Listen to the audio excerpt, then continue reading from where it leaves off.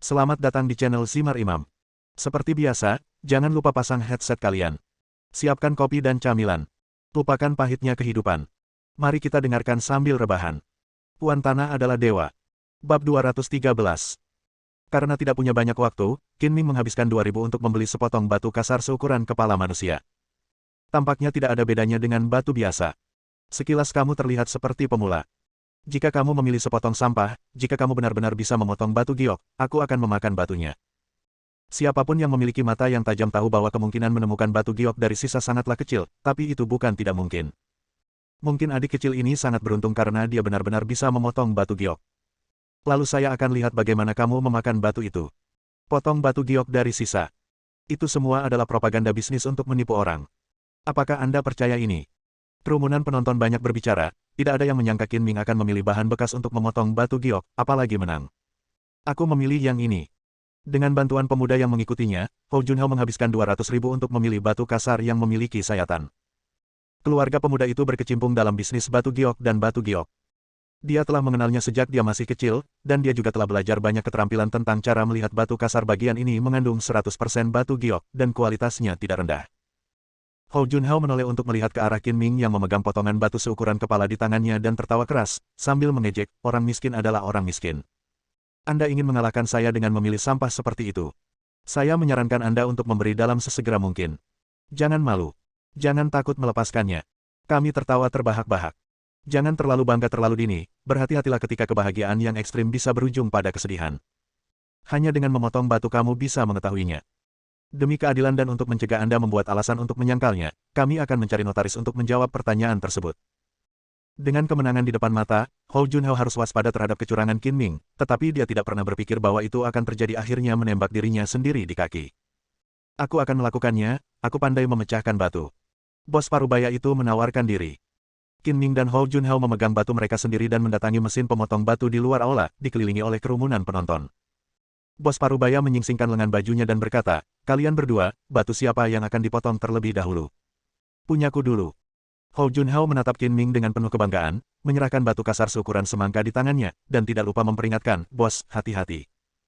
Jangan khawatir, saya memiliki pengalaman lebih dari 10 tahun dalam menafsirkan batu. Saya jamin saya tidak akan melewatkan apapun. Bos parubaya itu memiliki pengalaman yang kaya, tetapi dia tidak berani gegabah, itu adalah batu kasar pelanggan. Akan merepotkan baginya untuk mengganti kerugian apapun. Lama sekali ia mengamati dengan cermat, lalu mengeluarkan pena arang dan menggambar beberapa garis pada batu aslinya untuk menentukan posisi pemotongan, lalu mulai memotong batu tersebut dengan hati-hati. Ada warna hijau pada sayatan batu kasar ini. Kemungkinan besar bisa dipotong menjadi batu giok. Itu tergantung kualitasnya.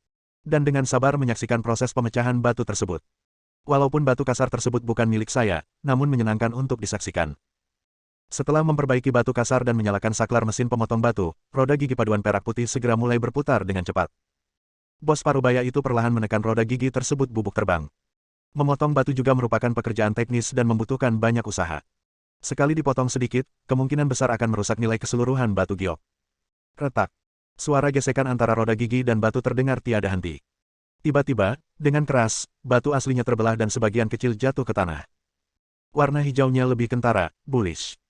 Selanjutnya, bos parubaya tidak lagi menggunakan pemotong batu, melainkan menggantinya dengan roda gerindra, menggiling hingga daging giok hijau terlihat.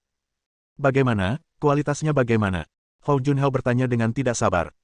Bos parubaya mengamatinya dengan cermat sejenak dan berkata, saya menilai itu adalah batu giok hijau kelas atas. Coba kulihat. Ada banyak orang yang hadir yang telah mempelajari batu giok. Dua pria parubaya yang mengira mereka memiliki penglihatan yang baik bergantian melihatnya, dan mereka semua setuju bahwa itu adalah batu giok berkualitas tinggi. Setelah memotong batu giok berkualitas tinggi, pasar menjadi bullish. Hou Junhao tertawa dan dalam suasana hati yang baik. Bos, tolong lanjutkan pemotongan. Selanjutnya, bos parubaya beralih ke pemotong batu dan mulai memotong dari ujung yang lain, bersiap mengeluarkan batu giok tersebut. Di bawah pengoperasian bos parubaya yang terampil dan mantap, sekitar 10 menit kemudian, sepotong batu giok hijau terang sebesar kepalan tangan orang dewasa muncul di depan pandangan semua orang. Sepotong besar batu giok berkualitas tinggi diperkirakan bernilai setidaknya 1,5 juta yuan.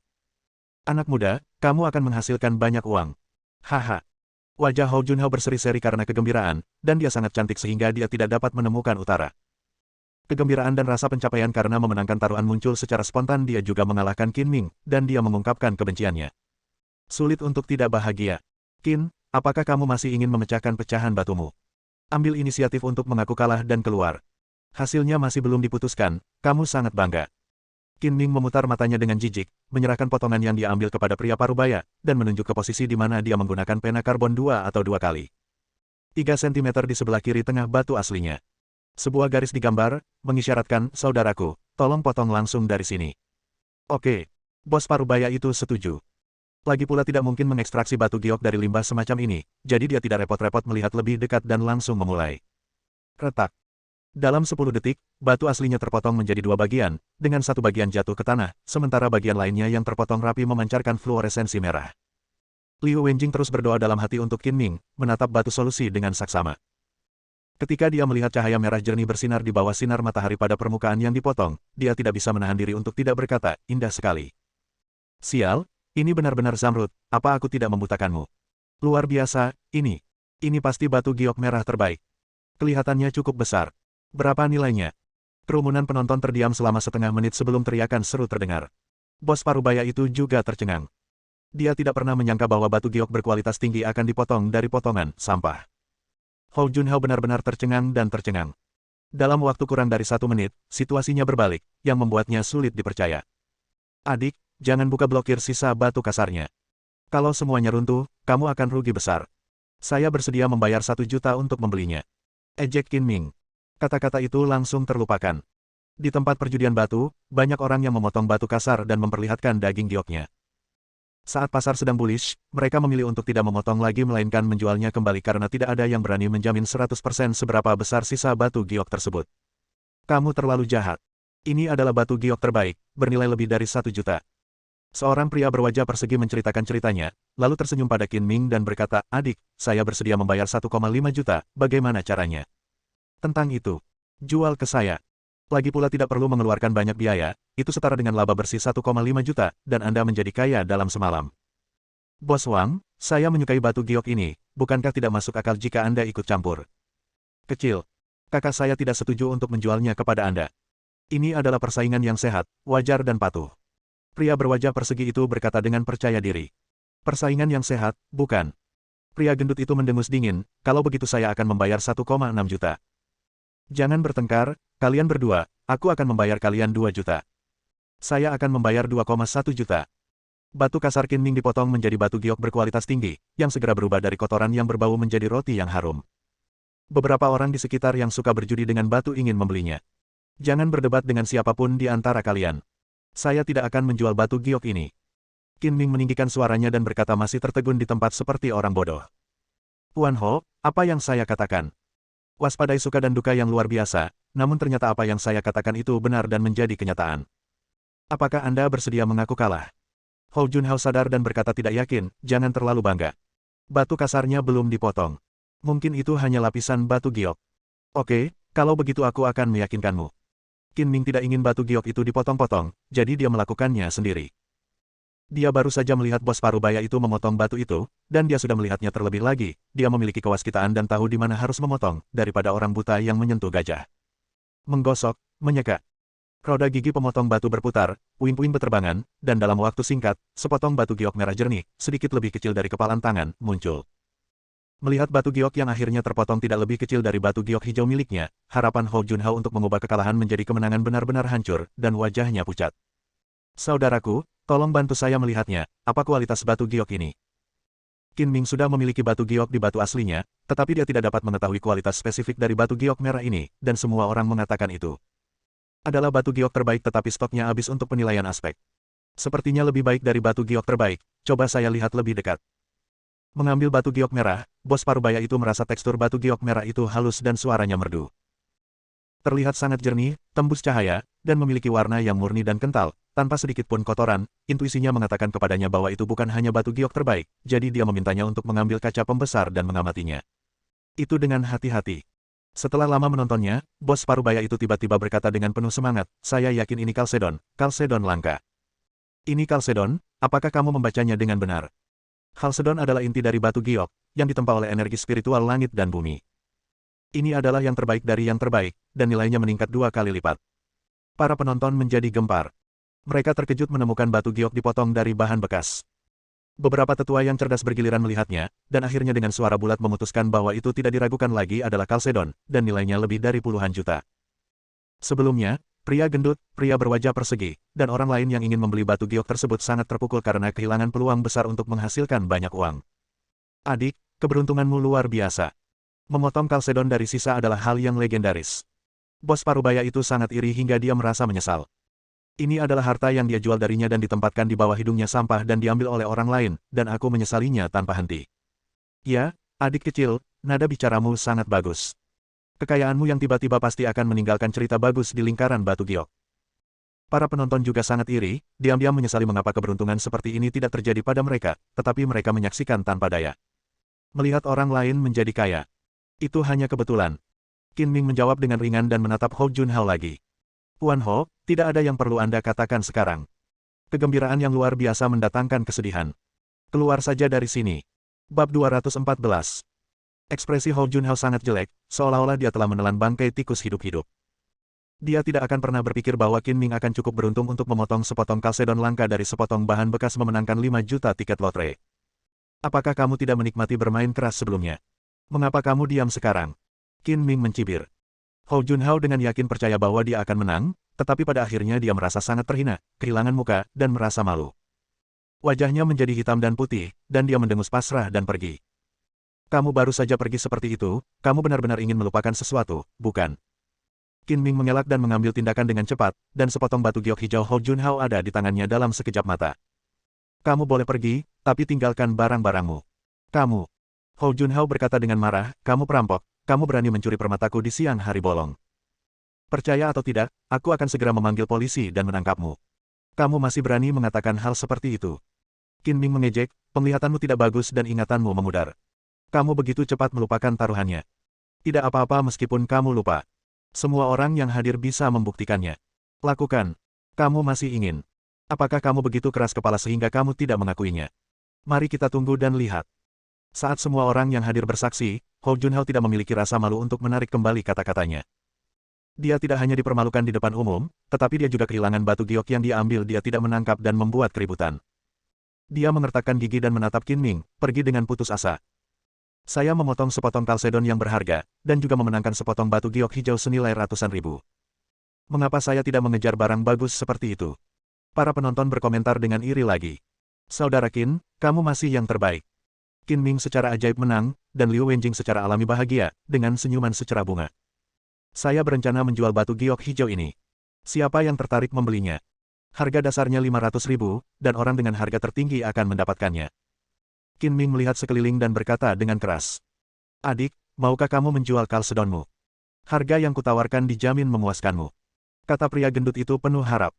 Qin Ming berencana membuat Kalsedon menjadi perhiasan dan memberikannya. Dia menggelengkan kepalanya dan berkata, saya hanya menjual batu giok hijau. Saya akan menyimpan Kalsedon itu untuk diri saya sendiri. Pria gendut itu berteriak dengan menyesal, seperti kata pepatah, tidak ada keadilan dalam jual-beli. Saya membeli batu giok hijau Anda dan menawari Anda 550.000 yuan. Anggap saja itu sebagai teman. Pria gendut, kamu benar-benar tahu cara memanfaatkannya. Batu giok hijau berkualitas tinggi ini bernilai lebih dari 500.000 yuan jika dijadikan perhiasan. Lalu berkata, adik, saya bersedia membantu. 700.000, bagaimana kalau menjualnya kepada saya? Kamu orang tua, kamu melawanku lagi. Pria gendut itu kesal, aku akan membayar 750.000. 800.000. 850.000. 900.000. Pria gendut dan pria berwajah persegi terlibat konflik, dan harga berangsur-angsur naik. Ketika pria berwajah persegi meneriakkan 900.000, pria gemuk itu tersenyum sinis. Uang tua, kamu masih punya uang, jadi aku tidak akan membelinya. Nilai tertinggi dari batu giok ini adalah sekitar 800.000 yuan. Pria berwajah persegi menaikkan harga hanya untuk membalas dendam. Awalnya dia ingin menaikkan harga menjadi 1 juta, tetapi pria gemuk itu sangat licik dan menaikkan harga tanpa meningkatkannya. Dia melempar batu dan memukul kakinya sendiri. Dia mengutuk diam-diam di dalam hatinya, tetapi malu untuk menunjukkannya di wajahnya, berpura-pura menjadi sombong dan berkata, pria gendut, kamu tidak bisa melakukannya. Apakah kamu menyerah begitu cepat? Belum pasti apakah batu giok ini bisa menghasilkan uang, jadi berhati-hatilah jika kamu mendapatkannya sendiri. Qin Ming tidak peduli siapa yang menyerahkan batu giok hijau pada akhirnya, selama dia memberikan uangnya, semuanya sia-sia. Dari pria berwajah persegi itu memotret batu giok hijau di depan umum dan tidak ingin menyesalinya. Meskipun dia mungkin kehilangan uang, dia mengakuinya dan mentransfer 900.000 yuan ke Qin Ming. Saudara Qin, Anda telah menghasilkan banyak uang sekarang. Sudah waktunya kita kembali ke perusahaan, kan? Liu Wenjing berkata setelah transaksi selesai. Jangan khawatir, saya beruntung hari ini. Saya akan membeli beberapa batu kasar lagi untuk dimainkan, kata Qin Ming sambil tersenyum. Hati-hati, menurutku lebih baik tidak membelinya. Tidak apa-apa. Bahkan jika saya menghabiskan seluruh 900.000 yuan, itu tidak akan rugi. Saya bahkan tidak bisa mengimbangi pecahan Kalsedon. Mendengar bahwa Qin Ming ingin membeli batu kasar, orang-orang yang telah menyaksikan kegembiraan berkumpul di sekitarnya lagi, ingin melihat apakah Qin Ming masih bernasib buruk. Meskipun menang atau kalah tidak ada hubungannya dengan mereka, itu menyenangkan saksikan orang lain bertaruh pada batu. Qin Ming berjalan-jalan di sekitar aula dengan santai dan membeli 5 batu kasar seperti memungut kubis. Namun, yang membuat semua orang kecewa, dia tidak langsung membongkar batu-batu itu, tetapi membawanya pergi. Qin Ming menemukan dengan kemampuan kewaskitaannya bahwa batu giok yang dibungkus dengan 5 batu kasar yang baru dibeli tampak seindah Kalsedon, dan setidaknya kualitasnya tidak jauh berbeda. Dia tidak ingin menimbulkan sensasi besar, jadi lebih baik tidak menonjolkan diri, agar dia tidak menyelesaikan masalah saat itu juga. Meskipun batu kasar itu seperti fasilitas di mata Qin Ming, sudah jelas mana yang berisi batu giok dan mana yang tidak. Namun, dia tidak serakah dan puas membeli 5 batu kasar dengan harga murah. Hari ini, dia menghasilkan banyak uang yang tidak akan pernah berani dibayangkan oleh orang biasa. Qin Ming sedang dalam suasana hati yang baik dan mengundang Liu Wenjing untuk makan mewah. Saat makan, keluarga Qin menerima telepon dari Yang Ningxuan, yang berkata sambil tersenyum, "Petugas Yang, ada banyak hal yang harus Anda lakukan, mengapa Anda memikirkan saya? Dalam 2 hari terakhir ini, saya merasa panas di sekujur tubuh saya, seperti ada bola api panas yang berkeliaran di tubuh saya. Sangat tidak nyaman. Saya pergi ke rumah sakit dan tidak menemukan ada yang salah. Ada yang salah dengan latihanku." Yang Ningxuan tidak berniat bercanda dan bertanya dengan cemas, apakah aku menjadi gila? Mendengar ini, Qin Ming senang. Selamat. Jika tebakan saya benar, Anda seharusnya telah mengembangkan energi Anda yang sebenarnya. Saya harus memeriksa tubuh Anda secara langsung untuk memastikan 100%. Apakah saya sudah mengembangkan energi sejati saya? Yang Ningxuan terkejut dan bahagia, dan berkata dengan tidak sabar, apakah Anda punya waktu? Bisakah Anda datang dan membantu saya melihatnya sekarang? Meminta cuti hari ini. Aku akan pergi ke rumahmu. Lebih mudah untuk diperiksa. Bibir Qin Ming melengkung menjadi senyuman jahat, dan sosok ramping seperti model Yang Ningxuan muncul di benaknya. Oke, aku akan menunggumu. Sebaiknya cepat. Aku merasa sangat tidak nyaman sehingga aku hanya bisa merasa lebih baik jika berbaring di air dingin. Aku sedang makan, aku akan segera ke sana setelah aku selesai. Setelah makan, Liu Wenjing diminta naik taksi kembali ke perusahaan, sementara Qin Ming pergi ke rumah Yang Ningxuan. Setengah jam kemudian, Qin Ming muncul di luar rumah Yang Ningxuan dan membunyikan bel pintu. Kami datang. Tidak lama kemudian pintu terbuka, dan Yang Ningxuan terlihat terbungkus handuk mandi. Dia menarik kembang sepatu, tetapi kulitnya yang terbuka berwarna merah, seolah-olah dia sedang demam tinggi. Kamu di sini, silakan masuk. Qin Ming menyentuh hidungnya dan masuk, bergumam di dalam hatinya, dia tahu saya akan datang dan berpakaian seperti ini, bukankah ini mendorong saya untuk melakukan kejahatan? Terlebih lagi, jika seorang pria dan seorang wanita tinggal dalam satu ruangan, percikan api dapat dengan mudah berterbangan. Seluruh tubuhku terbakar, bahkan kulitku merah. Apakah ini gejala dari pengembangan energi sejati? Yang Ningxuan bertanya dengan cemas, bahkan mengabaikan keramahan yang paling mendasar. Saya juga merasa seperti ada bola api yang berkeliaran di dalam tubuh saya, seperti api yang menyala-nyala. Apakah ini energi yang sebenarnya? Jangan khawatir, biarkan aku melihat lebih dekat. Qin Ming meletakkan tangannya di denyut nadi Yang Ningxuan dan merasakan kulitnya terasa panas. Bagaimana? Setelah menunggu beberapa saat, ketika Qin Ming tidak berbicara, Yang Ningxuan tidak bisa menahan diri untuk tidak bertanya. Selamat. Qin Ming berkata sambil tersenyum tipis, mereka kembar. Yang Ningxuan tidak tahu apakah harus tertawa atau menangis, dan berpura-pura marah, saya merasa sangat tidak nyaman, tetapi Anda masih punya nyali untuk mengolok-olok saya dan menikmati kemalangan saya, bukan? Oke, jangan bercanda. Senyuman Qin Ming memudar dan dia berkata dengan serius, berdasarkan pengalaman saya selama bertahun-tahun, Anda memang telah mengembangkan energi sejati, dan itu juga disebabkan oleh api. Benarkah? Yang Ningxuan sangat bersemangat hingga dia mengangkat tangannya dan bersorak. Hebat, kerja keras membuahkan hasil, saya akhirnya mengembangkan energi saya yang sebenarnya. Dia telah menantikan untuk mengembangkan energi sejatinya dan menjadi kuat, dan sekarang keinginannya akhirnya menjadi kenyataan. Dia begitu bersemangat sehingga dia bahkan tidak merasakan handuknya terlepas ketika dia bersorak. Akibatnya, Yang Ningxuan hanya mengenakan baju renang One Piece celana olahraga biru dan hijau, memamerkan sosoknya yang panas dan cekung, yang sangat seksi dan gerah. Karena tubuh Yang Ningxuan terasa terbakar dan tidak nyaman, dia harus berbaring di bak mandi berisi air dingin. Dia menghabiskan sebagian besar pagi hari di bak mandi dan demamnya masih belum turun, jadi dia menelepon Qin Ming. Ketika Qin Ming tiba, dia baru saja keluar dari bak mandi dan tidak punya waktu untuk berpakaian. Hati Qin Ming dipenuhi dengan kegembiraan. Tidak peduli seberapa bagus konsentrasinya, dia tetap seorang laki-laki, jadi dia pasti akan memiliki pikiran jahat ketika melihat adegan mimisan. Jika dia mengaguminya lebih lama, dia akan berubah menjadi api yang menyala-nyala. Dia terbatuk-batuk dan menunjuk ke handuk di tanah. Kamu sangat bersemangat sampai bajumu jatuh. Yang Ningsuan menundukkan kepalanya dan menyadari bahwa handuk itu telah jatuh. Wajahnya memerah dan dia buru-buru mengambilnya dan membungkusnya di sekujur tubuhnya. Dia berkata dengan malu-malu, mengapa saya mengalami gejala ini ketika saya berlatih Ki? Apakah ada cara untuk mengatasinya? Kimu adalah atribut api, dan kamu belum belajar cara mengarahkannya, jadi kamu merasakan bola api mengalir deras di tubuhmu. Aku akan mengajarimu metode membimbing Ki. Tunggu saja sampai kamu mempelajarinya. Ya, kata Qin Ming. Atribut api Ki. Yang Ningsuan bertanya, Zen Ki juga memiliki atribut. Qin Ming mengangguk, karena beberapa orang dengan fisik khusus memiliki atribut Ki yang berbeda yang mereka kembangkan, seperti atribut api, atribut air, atribut tanah, Del. Namun, sebagian besar Zen Ki yang dibudidayakan oleh para pejuang tidak memiliki atribut khusus. Apakah itu berarti Ki dengan atribut lebih kuat daripada Ki tanpa atribut? Yang Ningsuan bertanya lagi. Secara teoritis, memang demikian, tetapi Anda harus menerapkan apa yang telah Anda pelajari. Ketika dua prajurit dengan tingkat kultivasi yang sama bertarung satu sama lain, siapapun yang dapat menggunakan Ki lebih baik akan menang. Lalu apa atribut Kimu? Atribut gelap. Melihat Yang Ningsuan mengajukan pertanyaan satu demi satu seperti bayi yang penasaran, Qin Ming berkata, kamu terus bertanya, apakah kamu masih ingin belajar cara membimbing Ki? Ya, tentu saja, mohon minta nasihat Guru Qin. Ekspresi Yang Ningsuan menjadi serius, dan dia mengangkat tangannya untuk memberi hormat. Karena kamu sangat baik, muridku, aku akan mengajarimu teknik rahasia eksklusif hari ini. Ingatlah untuk tidak mengajarkannya kepada orang lain, jika tidak keterampilanmu akan sia-sia dan kamu akan dikeluarkan dari murid-murid Qin Ming. Di belakang punggungnya, berpura-pura menjadi seorang tetua dan master. Jia berkata dengan serius, duduklah bersila di tanah, guruku akan mengajarimu sekarang. Bersambung.